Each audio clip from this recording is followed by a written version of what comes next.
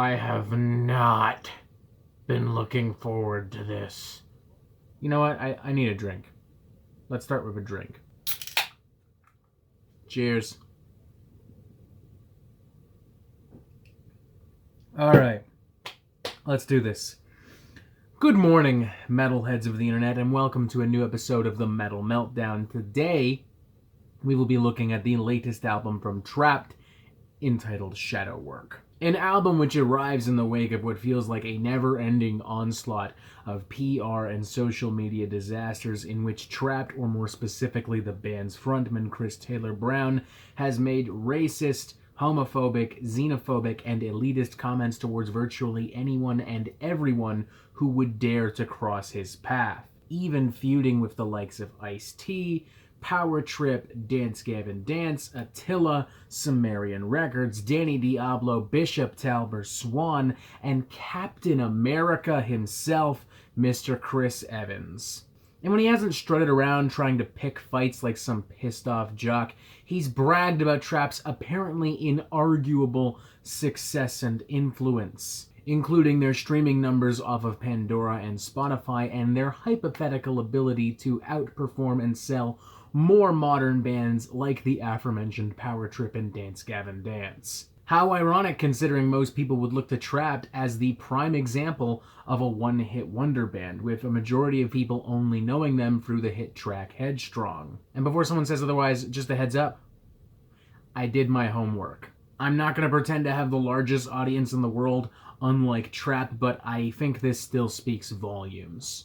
I've no fucking clue why Brown has become such a blatant cyberbully and egomaniac as of late, but I can tell you that none of the piss and vinegar he so regularly displays online is translated into a satisfying record, as Trapt's ninth studio album stands out as perhaps one of the most underwhelming and formulaic rock records released in recent memory. I mean, for a band that so desperately and constantly tries to pass off this image of being so uncompromisingly tough, headstrong, if you will, this album weirdly hits about as hard as a stack of wet crackers, recycling formulaic song structures and the most tired elements of post-grunge and contemporary hard rock, making for an album that feels out of touch with modern rock music, immediately lacking flavor and originality. I would argue on a scale not too dissimilar from that of Green Day's now infamous Father of All Motherfuckers. In fact, I'd say the only thing preventing Shadow Work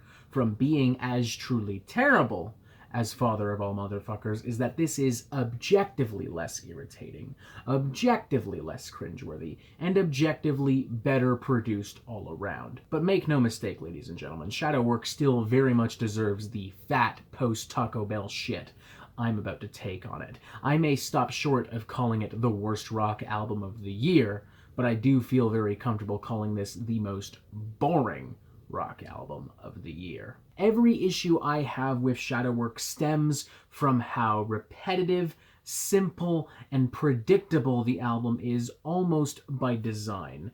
There's not a single moment of this record that doesn't feel manufactured to me, as if Trapt designed all of these songs in the hopes that they could stand on their own as promotional singles. As such, all the songs flow the same, sound the same, run for the same average length of time, talk about the same things, from believing in yourself and never giving up, occasionally hearkening on more spiritual, almost Christian rock aspirations. All the songs have relatively big and anthemic choruses, but are still very accessible, still very easy to follow. And all these tracks try way too hard to evoke some kind of emotional response out of you, but they try in the laziest ways possible. Often just throwing in some subtle strings, some keyboards, sometimes just some vocal choirs or some louder guitars to make this seem bigger and bolder and more inspired than it actually is. Honestly, I can't help but feel as if Trapt is just trying to pander to middle Americans,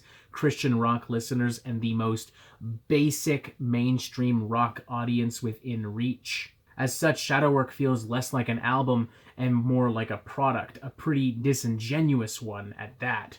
particularly when you consider just how much Trapt look down on the modern rock and metal scene. The few moments that do end up standing out for me on this record tend to stand out for the wrong reasons. Take, for instance, Make It Out Alive.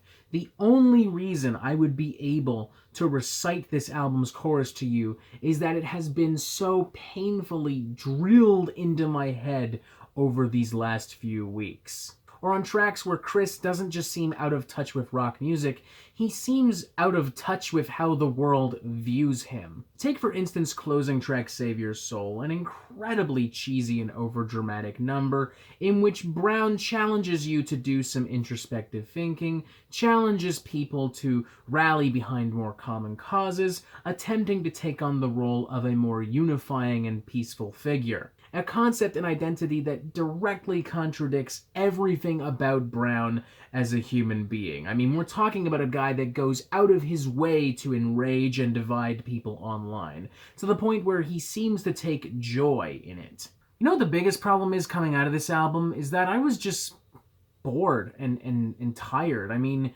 sure, there were definitely these moments where I was kind of peeved and I was a little concerned and weirded out, but mostly I was bored. Mostly I was just tired. I just wanted to take a nap after this. I almost wish this did irritate me more. I almost wish this did annoy me more, in the vein of something like Brian Posen's Grandpa Metal, or Danzig Sings Elvis, or even the aforementioned Father of All Motherfuckers. But it just doesn't.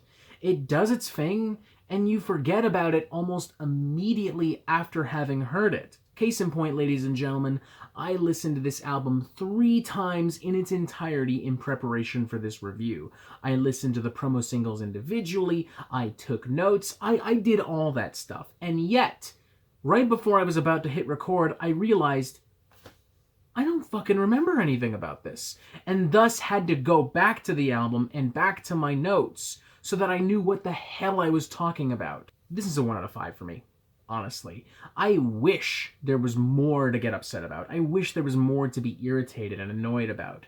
But there just isn't. This is a cold, empty shell of a record trying to convince you that it's the most lush, powerful, and emotionally cathartic thing ever made. I'm sure there's one motherfucker in the comments that's going to be like, well, you disagree with him politically, so you're just trashing the record because you're a fucking elitist. And I guess you're not 100% wrong. I mean, me and Brown definitely don't see eye to eye on a wide variety of issues, but that shouldn't matter when we're talking about music. Like, I also don't agree with Ted Nugent, but I still jam to Cat Scratch Fever every now and then. I also don't agree with Meatloaf, but Bat Out of Hell is still a good album. I also don't agree with Dave Mustaine, and Megadeth is one of my all-time favorite bands. Trapt just made a really lame, shitty record. It really is that simple for me. A lazy and synthetic collection of the most generic rock tropes and formulas imaginable that Trapt is trying to sell to you as the greatest album of all time ever. So, 1 out of 5, if you ever wondered what it would sound like if Godsmack and Thousand Foot Crutch fused together and decided to play exclusively church fundraisers and local rib fests for the rest of their careers, then maybe this is for you. But I would much rather go listen to literally any of the bands that Trapt seems to think that they are consistently, objectively better than. So yeah, that's it.